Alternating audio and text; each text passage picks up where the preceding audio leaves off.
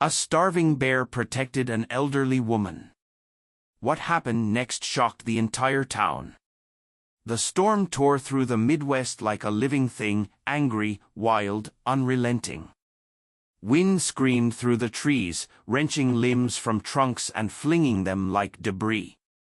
Rain hammered the earth in heavy, stinging sheets, soaking through bark, mud, and bone alike.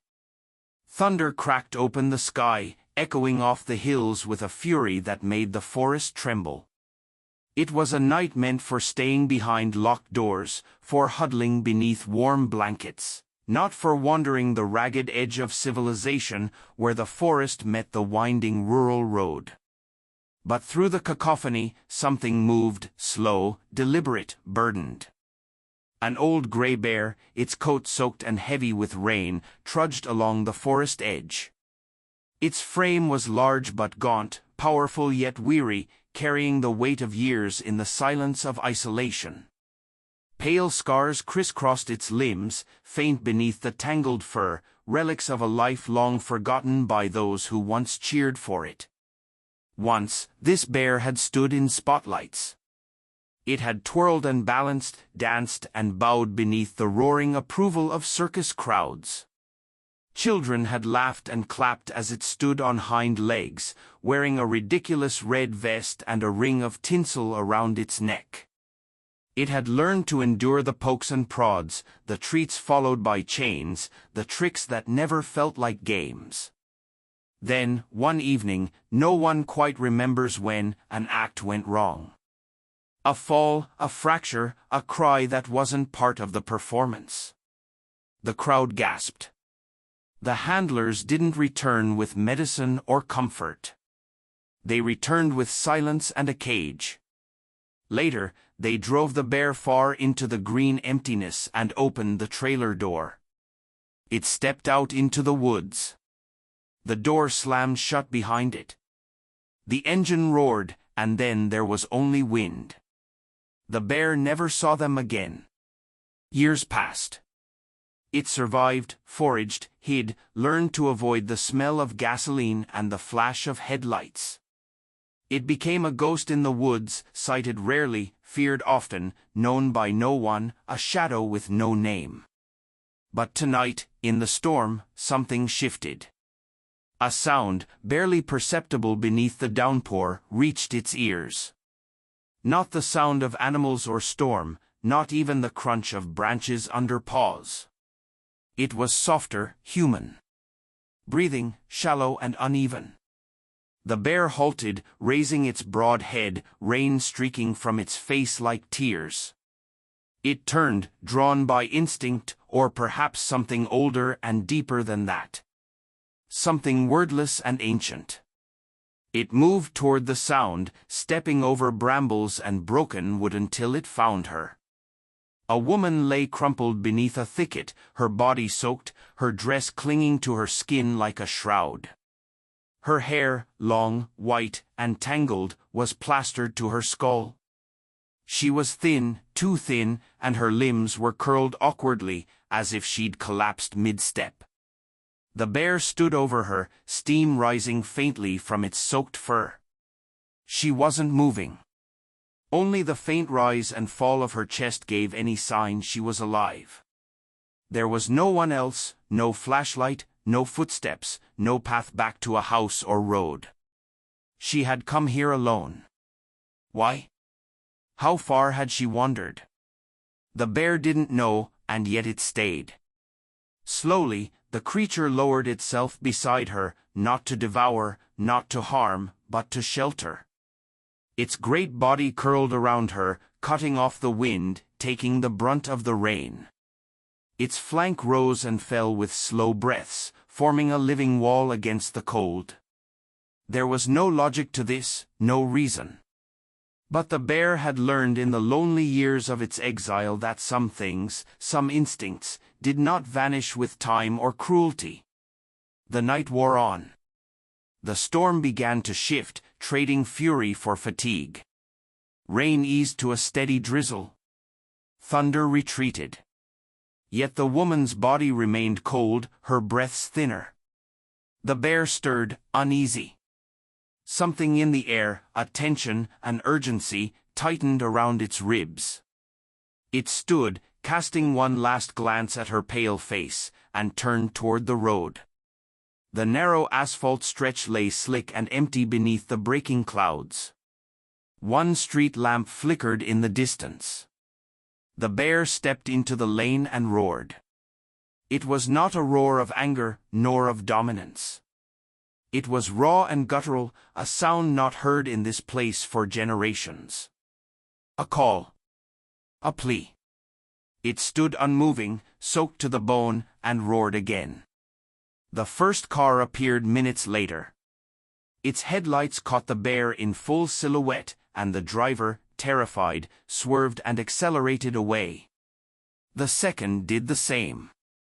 But the third, a white sedan, small and quiet, slowed. The young woman inside, Eliza, gripped the wheel, heart pounding. The bear didn't move. It stared at her, eyes wide but not wild. There was no growl, no charge, just stillness. And then, slowly, it turned. It took a few steps toward the woods, then paused, looking back. Eliza sat frozen. Her instincts screamed at her to turn around, but her eyes stayed locked on the bear's. There was something behind them, something she couldn't name. She opened the car door. The air hit her like a slap, cold and wet. What do you want?" she whispered. The bear turned again, stepping deeper into the trees. Eliza followed, each step uncertain, her boots sinking into the wet earth. Branches snapped underfoot. Her breath fogged the air. Her flashlight beam trembled in her hand. Then she saw her, the old woman, lying half-concealed beneath the bush, unmoving. "Oh my God!" Eliza gasped, dropping to her knees. She felt for a pulse, faint, weak, but there. She fumbled for her phone, fingers shaking as she dialed. "I need an ambulance, fast," she said, giving the location as best she could. "There's an elderly woman here.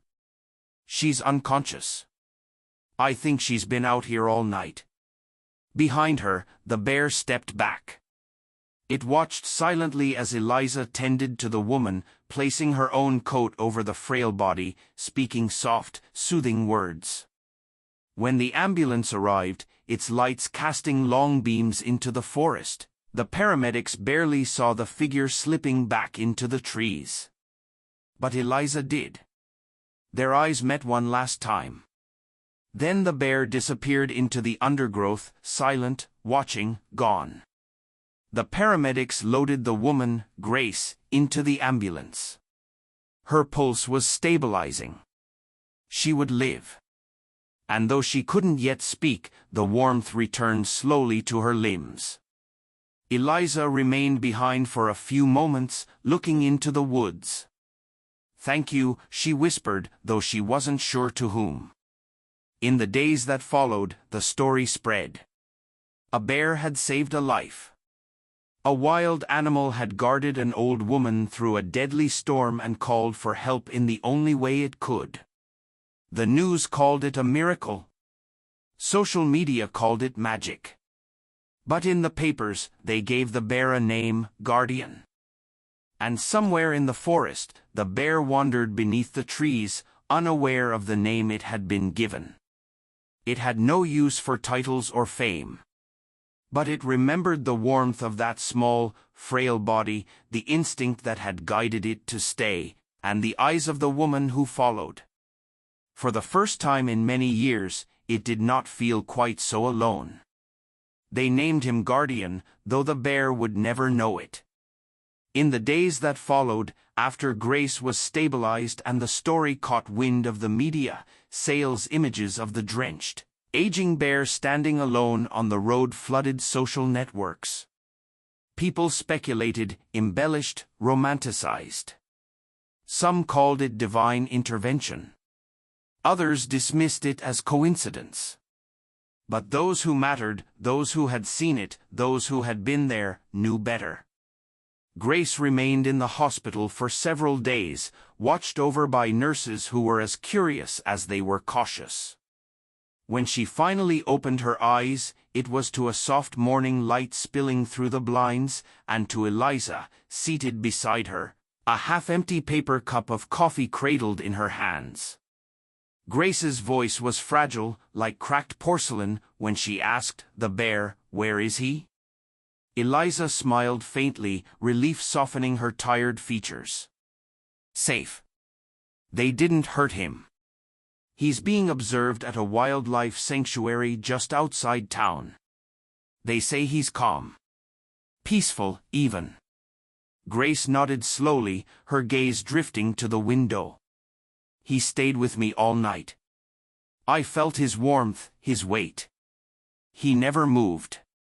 And she fell silent again, her thoughts already wandering back to that rain-soaked clearing where breath and fur and storm had mingled together in a moment neither woman nor beast could explain. The sanctuary was quiet, tucked into a secluded patch of woodland outside the city. It was a place meant for the forgotten, the injured hawk, the orphaned fawn, the fox hit by a car and too broken to return to the wild. Guardian was different. He was old, yet dignified. Massive, yet not aggressive. His examination had revealed old wounds, healed fractures, scar tissue, but nothing that posed a danger. What puzzled the staff most was his disposition. He did not growl, pace, or lash out. Instead, he watched quietly, always alert, always listening.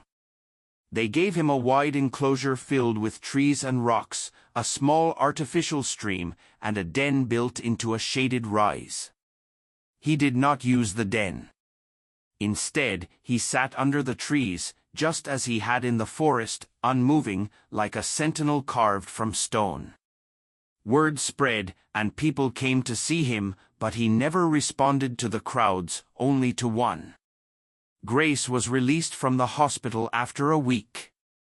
The doctors said she was lucky. If she had been out even an hour longer, the cold would have claimed her. But Grace didn't feel lucky, she felt changed. At first, she hesitated to visit the sanctuary. What would she say to a bear? How could she face the wild creature that had saved her with nothing but a blanket or a bowl of fruit? But eventually, she went. It was a gray afternoon when she stepped onto the path leading to Guardian's enclosure. The air smelled of pine and damp earth. She moved slowly, aided by a cane and the gentle patience of the staff. When she reached the viewing platform, she saw him resting beneath a tree, his head low, his eyes half-lidded in that timeless way of animals who remember more than they reveal. She spoke his name once softly, and though he didn't move at first, there was something in the way his ear flicked, in the way his massive body shifted just slightly, that told her he knew. From then on, she came every week, sometimes twice. She brought fruit, apples mostly, and left them near the fence. He never ate them while she watched, but they were always gone by the next morning. More often, she brought books. Grace had always loved stories. In her youth, she had taught literature to classrooms filled with children who rolled their eyes at metaphors and similes but secretly clung to the way words could make sense of the world. Now, she sat on the bench by the fence, opened worn pages, and read aloud fairy tales, fables, sometimes poetry. Her voice wavered, cracked, but it always carried. Guardian, silent and unmoving, would sit across from her, still and listening. He never approached, never touched the fence, but he came every time. It became a rhythm, a heartbeat between them. She would arrive, call his name, and within minutes, he would appear as though drawn by something more ancient than recognition, something deeper than memory. The sanctuary staff noticed. They had seen animals grow comfortable with caretakers before, but this was different. This wasn't about food or familiarity. It was presence, mutual, measured, undemanding. Guardian remained wild, never submitting to petting or commands. But when Grace sat in red, he came, always. Time passed, and seasons shifted. Snow melted from the trees, buds unfurled into green, and the air turned soft with the breath of spring. One quiet afternoon, just as the cherry blossoms outside the sanctuary had begun to bloom, Grace arrived as usual. She walked slowly, her steps halting but determined. The staff greeted her with warm smiles, offering to carry her books, but she waved them off gently. "I've got it," she said. Her voice was tired, but her eyes shone. She reached the bench, placed her book on her lap, and sat. She began to read something light, something about rivers and stones and the passing of time. Guardian came, as he always did. He settled across the fence, his massive head resting on his paws. His ears twitched at her voice. His breath was steady, but something shifted. Grace coughed once, then again. Her hands trembled. She paused, pressing a palm to her chest. Her breath caught sharp, like a splinter driven deep into her ribs.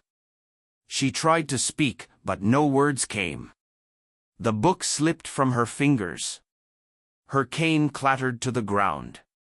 She slumped forward, her body crumpling onto the gravel path. No one was nearby.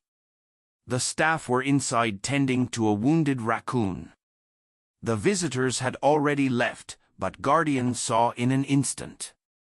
The old bear rose. He stood, muscles tensing, and let out a sound no one had ever heard from him before, a deep, echoing roar, rough with urgency, layered with something primal and unmistakable. He moved to the edge of the fence, reared up, and slammed his massive paws against the metal bars, again. The sound thundered across the sanctuary, the ground shaking beneath him. The staff came running, alarmed, uncertain, but then they saw her. Grace collapsed, unmoving, her body curled against the path. They rushed to her. Anaphylaxis, they said later, a severe allergic reaction to the sudden bloom of spring pollen in the air. Her throat had closed almost instantly. Time had been short, but they had arrived in time, just in time, because Guardian had roared.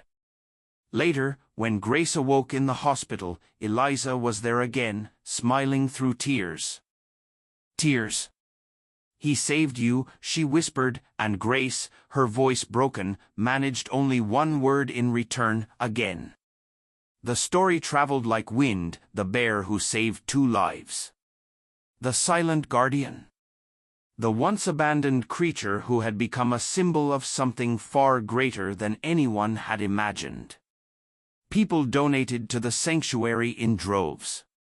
Children wrote letters addressed simply to the bear. But Grace didn't care for the fanfare.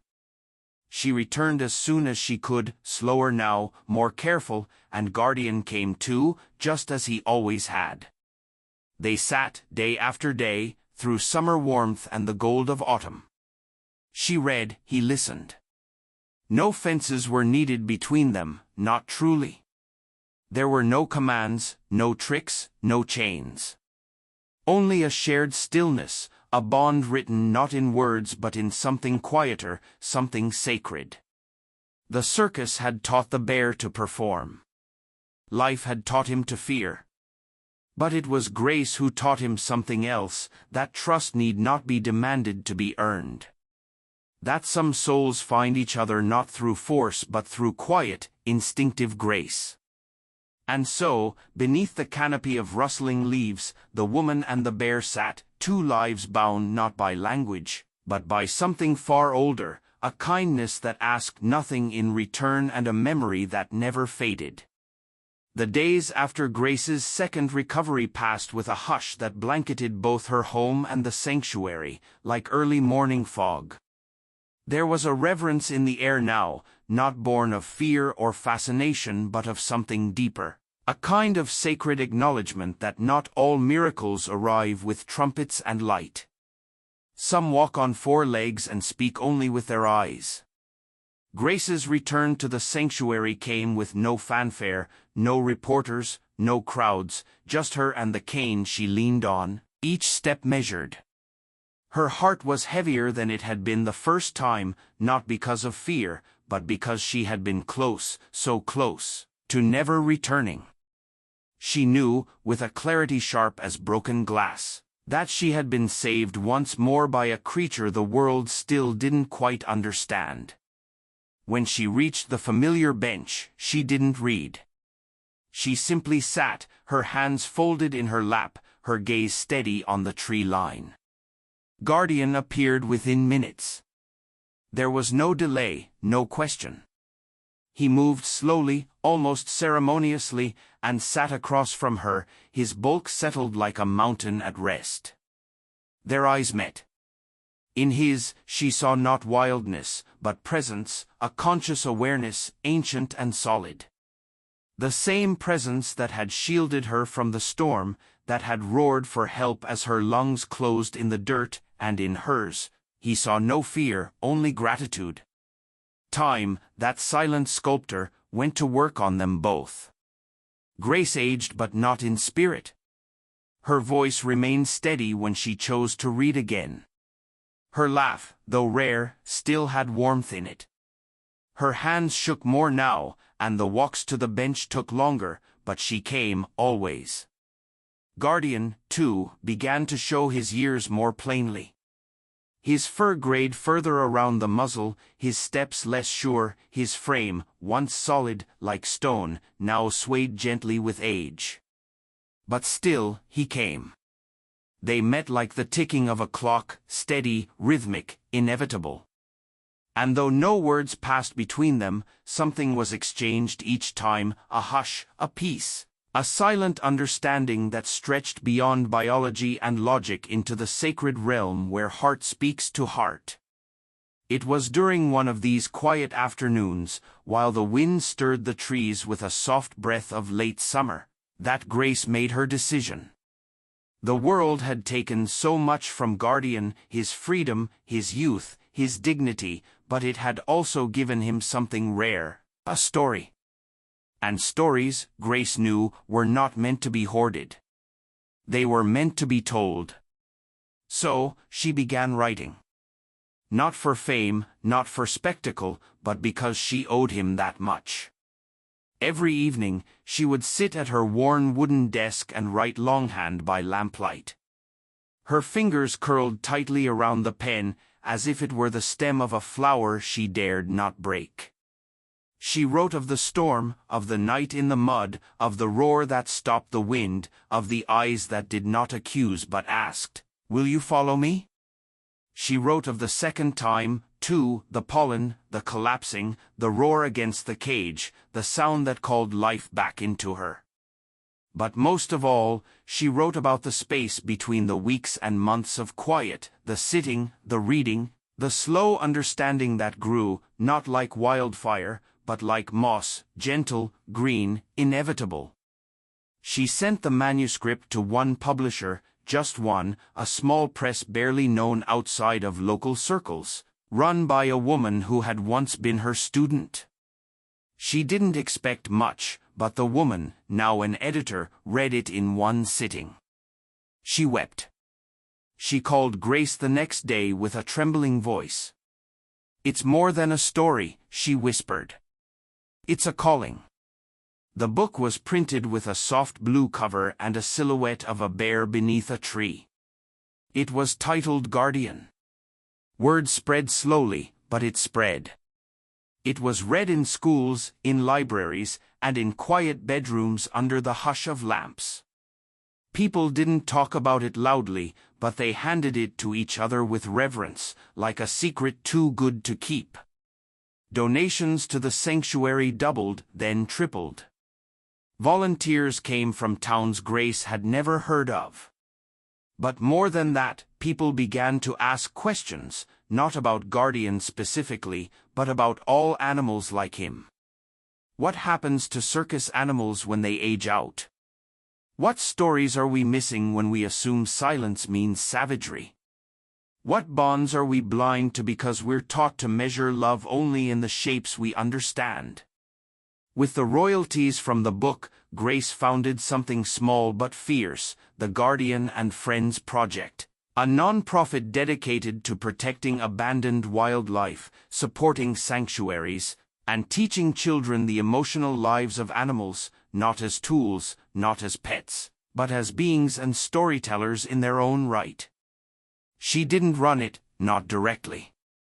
Her knees were too stiff for board meetings, her memory too weathered for paperwork. But she lent her spirit, and more importantly, her name. The sanctuary where Guardian lived expanded its enclosures, planted new trees, and built a classroom shaded by old oaks. It bore a simple plaque that read, "Every story matters, even the ones told in silence." Through it all, Grace and Guardian continued their ritual. Every week, she came. Some days she read, some days she merely sat. And he was there, always, until the day he wasn't. It was a golden afternoon, the kind where the light feels soft and the air smells faintly of earth and memory. Grace arrived at the bench as always, her hands cradling a small book of poems, but the space beyond the fence remained still, no movement, no sound. She waited. Minutes passed, then an hour. Staff came and went, careful not to interrupt her.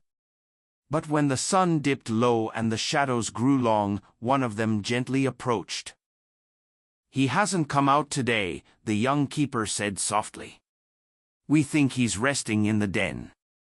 He's been slower this past week. Would you like us to check?" Grace looked up. Her eyes were old but clear. She smiled faintly. "No," she said, "let him be."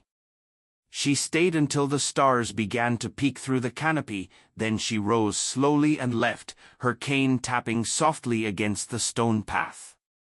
Guardian did not appear the next day either, nor the one after. On the third morning, he was found curled deep within the hollow of his den. His great body was still, his breath stilled by sleep's final hush. There was no sign of struggle, no sign of fear, only peace. And beside him, in the soft dirt near his head, lay an apple, unbitten, whole. The sanctuary closed that day, not out of grief alone, but out of respect. Staff wept quietly, children sent drawings. The story of the bear who saved 2 lives was told again and again and again, now with an ending that broke hearts gently, like the fall of the first leaf in autumn. Grace didn't visit the sanctuary the following week, nor the week after. Instead, she sat at home, wrapped in a shawl, the window open to the breeze. She held no anger, no sorrow that could be named, only a deep, thudding ache, the kind that comes when something truly rare touches your life and then departs, leaving you altered in ways you can't quite describe. But one morning, weeks later, she rose with unusual clarity. She put on her best shoes and wore the brooch she hadn't touched since her husband passed. She walked slowly, every step deliberate. At the sanctuary gates, the staff parted to let her through. No one spoke. She made her way to the classroom beneath the oaks. A new plaque had been placed beside the bench. It read simply, "Here sat a woman and a bear, and the space between them was filled with trust." Grace sat once more. She did not read, she did not weep. She closed her eyes, lifted her face to the breeze, and whispered into the silence, "Thank you, my friend." Somewhere in the branches above, a bird sang a single note, and somewhere beyond the veil of wind and time, an old gray bear listened. The following spring unfolded with a hush that felt almost respectful, as if the world itself understood something sacred had passed. Wildflowers bloomed across the sanctuary grounds, soft yellows and blues painting the earth in quiet reverence. The trees grew heavy with green, their leaves rustling like whispers in a chapel. Though Guardian was gone, his presence lingered in ways that defied language, woven into the breeze that stirred the pine needles, into the stillness that gathered near the old bench where he had once sat. Visitors still came, though not for spectacle. They came to sit in silence, to read aloud, to teach their children the story of the bear who had saved a woman, then saved her again, not through training or trick, but through some quiet bond that had transcended what people thought possible between human and beast. Grace came less often now. Her body slower, her bones more stubborn. But she still made the journey when she could. And when she did, she never arrived alone. There were always people walking with her, students, volunteers, young families inspired by the Guardian and Friends project. They held her arm, carried her bag, sometimes held back tears as she moved down the path with steady steps. Her cane ticking like a metronome to the rhythm of memory. She would sit on the bench, looking out across the enclosure that now held no bear but instead had been transformed into a garden, a sanctuary within a sanctuary. A carved wooden sculpture stood beneath Guardian's favorite tree. Shaped from a fallen trunk, weathered and powerful, it captured his likeness, not as a monster or pet, but as he truly was, watchful, still. Beneath it lay smooth stones where visitors left flowers, notes, feathers, apples. Some left drawings of bears with gentle eyes, others left pictures of their own rescued animals, tributes to the ripple Guardian's story had caused in lives far beyond the forest's edge. One afternoon, a soft rain tapped on the canopy, and mist curled low over the garden paths. Grace was joined on the bench by a young boy. He was perhaps 7, his jeans muddied at the cuffs, his hand clutching a small book. He didn't speak at first, only sat beside her with the earnest gravity that only children possess when they sense the importance of quiet. After some time, he opened the book and began to read. His voice was soft, unsteady, but he didn't stop. Grace turned to him slowly. "You like bears?" she asked, and the boy nodded. "I used to be scared of them," he said, "but not anymore. Not after Guardian." His small hands clutched the book tighter. "I want to help animals too when I grow up." Grace smiled. Her voice a whisper, carried on the rain. "You already are." And they sat that way, side by side, beneath a tree where a bear once watched the world and chose not instinct or hunger, but care. The Guardian and Friends project had grown far beyond what Grace ever imagined. What began as a tribute had become a movement. Sanctuaries across the country partnered with the foundation to rescue animals left behind after circuses closed or roadside zoos were abandoned. Laws began to shift, slowly but surely, inspired by the public's changing perception. Not because of political pressure or financial gain, but because people had read the story of Guardian and Grace and seen for the first time the fragile thread that connects all living things. There were classrooms now, where children were taught empathy alongside arithmetic, where the question wasn't how to train an animal, but how to understand one. There were camps where teenagers learned how to rehabilitate injured wildlife, how to listen, how to observe. And there were stories, so many stories. Grace received hundreds of them in the mail, handwritten or typed, from people who had once walked past the wild with fear but now paused, now looked twice. People who had found a shivering dog on their porch and remembered a bear on a road in the rain. People who had chosen kindness because Guardian had once chosen it too. One letter came from a retired zookeeper, who wrote, "I spent 30 years telling myself they didn't feel like we do. Then I read your book, and I knew I'd been lying, not to the world, to myself. Another came from a little girl who had named her stuffed bear Gray Buddy and slept with it every night. A woman who worked in wildlife law wrote of her change in heart after attending a Guardian and Friends presentation. "I used to see animals as evidence, now I see them as witnesses." Grace read each letter, not all at once, sometimes just one a day, but she read them. And each one laid another stone on the quiet path that Guardian had built, one paw print at a time. Years passed. The garden grew lusher. The bench aged. The wood of the carved bear grew darker with weather and time. And Grace, too, grew quieter. Her walks slowed to strolls, then to rests, then to memories held between sleep and waking. On one of the last afternoons she visited the sanctuary, she came without fanfare. She wore a pale blue scarf, the one she had wrapped around herself the night the bear had found her. The staff watched as she moved down the path, leaning on the arm of a younger woman whose face held the same quiet determination as hers. Eliza had never stopped coming. She had taken on more of the project as the years went on, helping manage, guiding school visits, giving talks where she always began, not with science, but with story. Grace sat on the bench. The air was warm, sweet with the scent of new blossoms. She closed her eyes and tilted her face to the sun. "He was never mine," she said softly. "He was never anyone's." Eliza nodded, tears catching in her lashes. "But you were his," she whispered. Grace smiled, eyes still closed. "Maybe for a little while." That evening, she passed away in her sleep, peacefully, without pain. Her hands rested on her chest, her window open to the sound of wind through trees. The world mourned, though she would have laughed at that. There were vigils at the sanctuary, children lit candles and held their favorite books to their chests.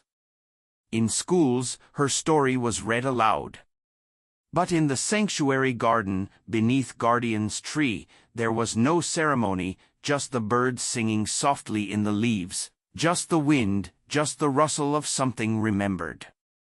Months later, a new bench appeared beside the first. It bore a small engraving, not grand, not ornate. It read, "Grace and Guardian." A friendship not tamed but trusted. Visitors now came to sit between the benches. Some read, some wept, some said nothing at all. But all of them felt something in that space, as if the forest itself remembered, as if in the hush between wind and heartbeat, something ancient and gentle still waited. And sometimes, when the dusk fell just right, when the shadows lengthened and the breeze shifted through the trees, children swore they saw a shape between the branches, large, gray, unmoving, watching, waiting, not for food, not for fear, but for love. And so the story lived on, not in headlines or hashtags, but in the choices people made when they thought no one was watching. In the slow breath of patience, in the pause before judgment, in the apple left on a forest path. Guardian was never caged again, not by bars, not by memory. And Grace, though gone, walked with him still, through garden and grove, through story and silence, a woman and a bear, a storm and a roar, a bench and a bond not carved in stone but carried in hearts, where all true stories belong. Years slipped by, like leaves in the wind, gentle at first, then faster, until seasons turned and names softened into stories. Yet, in the quiet corners of the sanctuary, Grace and Guardian remained, not as flesh, but as presence, as part of the land that had held their silence, their trust, their quiet understanding. The sanctuary had long since ceased to be just a shelter for the forgotten. It had become a place of pilgrimage, a living story etched into every leaf and stone, a testament not only to the animal saved or the woman rescued, but to the space that had existed between them, unchained, unspoken, real. The twin benches under Guardian's tree were never empty for long. Children sat cross-legged before them, their voices lilting as they read aloud, mimicking the way Grace once had. Teachers brought classes to the garden, and with reverence, they would say, "Here is where it happened. Here is where a bear once listened. Here is where a woman once told her story and found herself heard." But time, as it always does, pressed forward. And with time came change. New staff joined the sanctuary, young faces with eager hearts, trained not only in biology and conservation, but in empathy, in listening. They learned the names of every rescued creature, but also the stories behind the scars. They were taught not just to medicate or feed, but to witness, to see each animal as more than survival, more than behavior. They were taught to wonder. The Guardian and Friends project expanded globally, building bridges between sanctuaries, schools, and communities. They brought wildlife therapy to veterans, story circles to orphanages, and empathy training to schools and cities where even mongrels were feared. They shared Guardian's tale, not as an anomaly, but as a possibility, evidence that love, even in its wildest form, could cross the lines humans had drawn between species, between lives. Grace's book was translated into dozens of languages, not because it was grand or poetic, but because it was human, honest, a woman and a bear and what they gave one another when the world had forgotten them both. Decades passed, and eventually the sanctuary changed hands. A new director was chosen, not from the boardroom or from academia, but from the path beneath Guardian's tree. Her name was Amaya. She had first come to the sanctuary as a child, holding her mother's hand, a dog-eared copy of Guardian tucked beneath her arm. She had read aloud beside Grace's bench, her voice trembling and soft. Now grown, she stood beneath the same tree, her dark curls tied back, her eyes steady, her voice firm with vision and humility. She walked the grounds each morning before sunrise, pausing by the sculpture of Guardian, placing her hand on the carved fur. "Good morning," she'd whisper, as if speaking to an old friend. Then she would sit on Grace's bench and close her eyes for a few moments, listening to the wind, to the birds, to the silence. Under Amaya's care, the sanctuary flourished, not in size, but in spirit. She focused not only on healing but on reunion. She launched tracking programs to find and reconnect animals separated from their families. She developed new storytelling circles where people could sit beside enclosures and share their pain, their joy, their hopes. Because Guardian had taught them that animals listen and that sometimes being witnessed is enough. One cool autumn evening, Amaya sat alone by the twin benches, a journal in her lap. The pages were filled with ink and sketches. The garden was quiet, dappled in the gold of late sunlight, and the air carried the scent of ripe apples. She reached into her bag and pulled out a letter, yellowed, folded with care. It was one of Grace's last handwritten notes, addressed to whoever comes next. She opened it slowly, her fingers brushing over the words like they were prayers. "To the one who takes my place, please remember this. This sanctuary was never about saving animals alone. It was about saving the spaces between us. Guardian taught me that we both came here broken. We both left something behind. Whatever you build, whatever you change, let there still be room for silence, for presence, for story. That's where love lives, not in cages or books, but in the stillness between breath and trust. Let them come as they are, and let them be." Amaya closed her eyes, the letter held to her chest. The wind moved gently through the trees, and for a moment she imagined she heard something familiar in its breath, the low rumble of a bear's sigh, the rustle of Grace's cane on gravel. Months later, a new bench appeared beside the first. It bore a small engraving, not grand, not ornate. It read, "Grace and Guardian." A friendship not tamed but trusted. Visitors now came to sit between the benches. Some read, some wept, some said nothing at all. But all of them felt something in that space, as if the forest itself remembered, as if in the hush between wind and heartbeat, something ancient and gentle still waited. And sometimes, when the dusk fell just right, when the shadows lengthened and the breeze shifted through the trees, children swore they saw a shape between the branches, large, gray, unmoving, watching, waiting, not for food, not for fear, but for love. And so the story lived on, not in headlines or hashtags, but in the choices people made when they thought no one was watching. In the slow breath of patience, in the pause before judgment, in the apple left on a forest path. Guardian was never caged again, not by bars, not by memory. And Grace, though gone, walked with him still, through garden and grove, through story and silence, a woman and a bear, a storm and a roar, a bench and a bond not carved in stone but carried in hearts, where all true stories belong. Years slipped by, like leaves in the wind, gentle at first, then faster, until seasons turned and names softened into stories. Yet, in the quiet corners of the sanctuary, Grace and Guardian remained, not as flesh, but as presence, as part of the land that had held their silence, their trust, their quiet understanding.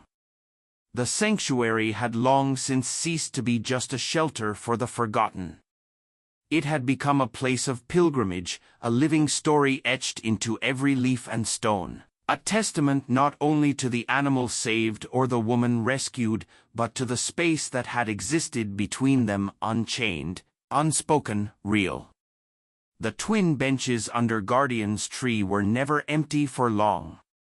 Children sat cross-legged before them, their voices lilting as they read aloud, mimicking the way Grace once had. Teachers brought classes to the garden, and with reverence, they would say, "Here is where it happened. Here is where a bear once listened. Here is where a woman once told her story and found herself heard." But time, as it always does, pressed forward. And with time came change. New staff joined the sanctuary, young faces with eager hearts, trained not only in biology and conservation, but in empathy, in listening. They learned the names of every rescued creature, but also the stories behind the scars. They were taught not just to medicate or feed, but to witness, to see each animal as more than survival, more than behavior. They were taught to wonder. The Guardian and Friends project expanded globally, building bridges between sanctuaries, schools, and communities. They brought wildlife therapy to veterans, story circles to orphanages, and empathy training to schools and cities where even mongrels were feared. They shared Guardian's tale, not as an anomaly, but as a possibility, evidence that love, even in its wildest form, could cross the lines humans had drawn between species, between lives. Grace's book was translated into dozens of languages, not because it was grand or poetic, but because it was human, honest, a woman and a bear and what they gave one another when the world had forgotten them both. Decades passed, and eventually the sanctuary changed hands. A new director was chosen, not from the boardroom or from academia, but from the path beneath Guardian's tree. Her name was Amaya. She had first come to the sanctuary as a child, holding her mother's hand, a dog-eared copy of Guardian tucked beneath her arm. She had read aloud beside Grace's bench, her voice trembling and soft. Now grown, she stood beneath the same tree, her dark curls tied back, her eyes steady, her voice firm with vision and humility. She walked the grounds each morning before sunrise, pausing by the sculpture of Guardian, placing her hand on the carved fur. "Good morning," she'd whisper, as if speaking to an old friend. Then she would sit on Grace's bench and close her eyes for a few moments, listening to the wind, to the birds, to the silence. Under Amaya's care, the sanctuary flourished, not in size, but in spirit. She focused not only on healing but on reunion. She launched tracking programs to find and reconnect animals separated from their families. She developed new storytelling circles where people could sit beside enclosures and share their pain, their joy, their hopes. Because Guardian had taught them that animals listen and that sometimes being witnessed is enough. One cool autumn evening, Amaya sat alone by the twin benches, a journal in her lap. The pages were filled with ink and sketches. The garden was quiet, dappled in the gold of late sunlight, and the air carried the scent of ripe apples. She reached into her bag and pulled out a letter, yellowed, folded with care. It was one of Grace's last handwritten notes, addressed to whoever comes next. She opened it slowly, her fingers brushing over the words like they were prayers. To the one who takes my place, please remember this. This sanctuary was never about saving animals alone. It was about saving the spaces between us. Guardian taught me that we both came here broken. We both left something behind. Whatever you build, whatever you change, let there still be room for silence, for presence, for story. That's where love lives, not in cages or books, but in the stillness between breath and trust. Let them come as they are, and let them be. Amaya closed her eyes, the letter held to her chest. The wind moved gently through the trees, and for a moment she imagined she heard something familiar in its breath. The low rumble of a bear's sigh, the rustle of Grace's cane on gravel. In the years that followed, the sanctuary welcomed a new resident. He came not with fanfare, but through rescue, a young bear found alone near a collapsed roadside zoo, his fur patchy, his eyes uncertain. They named him Ash, for the soft gray streak down his spine and the way he had risen, quiet and watchful, from the ruin. At first, he avoided everyone, hid in corners, refused to eat if watched. But one morning, a volunteer named Lonnie, only 16 and painfully shy, sat near his enclosure with a book. She didn't speak to him, she just read slowly. Over weeks, Ash began to watch her, then to sit, then to inch closer. One day, she looked up and whispered, "Would you like another chapter?" And he didn't move away. In time, they came to call him the listener, not guardian, not a replacement, but a new story born from the seeds of the old. Because stories don't end, they echo, they return in different forms. And every now and then, visitors would sit by the old tree and swear that, if the wind was just right, they could hear two heartbeats in the silence, one old, one new. One gone, one arriving.